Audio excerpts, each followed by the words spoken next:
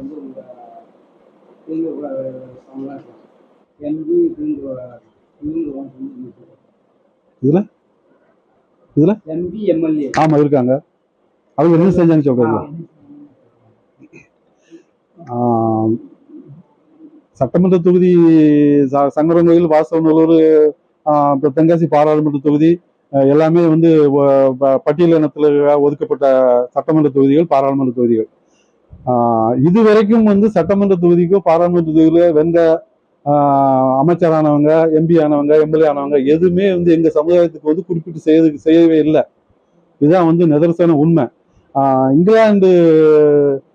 இங்கிலாந்துல பாத்தீங்கன்னா வந்து பார்லிமெண்டேரியன், ரிட்டன் பார்லிமெண்டேரியன் அப்படின்னு சொல்லி ஒரு சட்டம் இருக்குது இங்கிலாந்துல, இன்னும் இருக்குது.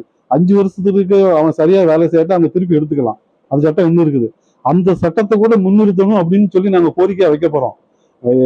ரிசர்வ் கான்ஸ்டியூஷன்ல ஜெயிச்சவங்க வந்து இது வரைக்கும் வந்து எதுக்கு ரிசர்வேஷன் ஜெயிக்காங்கன்னு தெரியாத சூழ்நிலை தான் இன்னும் அரசியல் சூழ்நிலை இருக்கு.